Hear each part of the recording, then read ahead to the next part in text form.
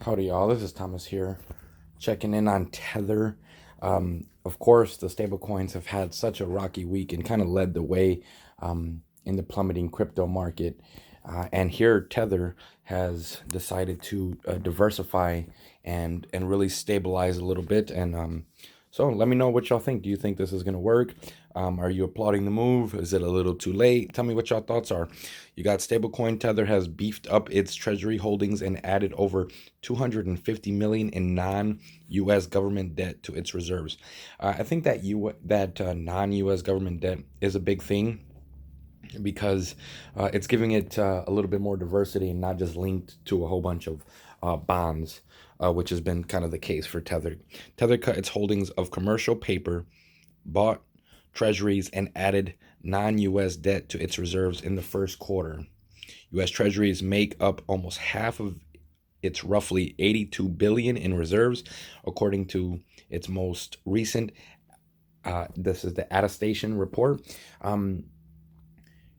Yeah, so that's one of the differences between Tether and a lot of other stable coins is it actually has outside sourced treasury rather than just like Luna having it linked algorithmically to the to its own sister token. Tether continues to trade slightly below the $1 mark following the meltdown of rival stablecoin Terra USD.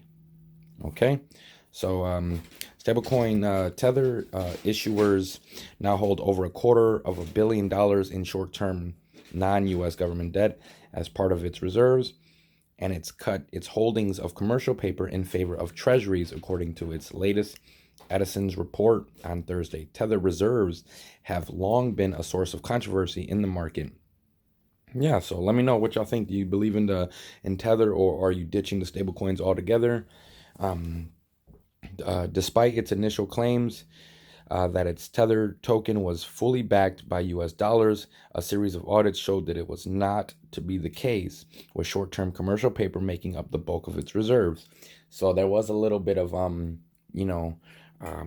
misdirection, if you want to call it that. Some might call it straight out lying.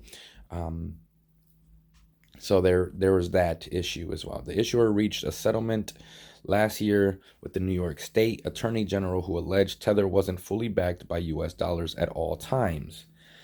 So yeah, that's that's a big thing. It's supposed to be pegged 1-to-1 with commercially with backed treasury dollar amounts. So a lot of flugazi happening in the stablecoin market. Tether cut around 4 billion in holdings of commercial paper in 3 months since last Edison in February, which offered evidence of its holding to December 31st. Commercial paper is a form of short-term unsecured corporate debt that has been hit hard by an exodus of investors from the riskier corners of the fixed income market.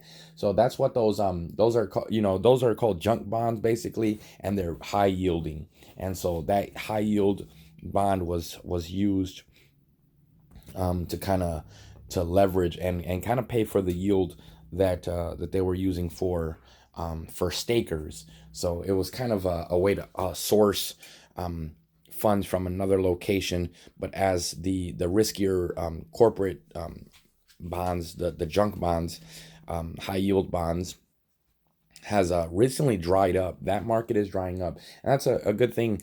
A good reason to like and subscribe is that I'm gonna do that research for you and compile that into my presentations.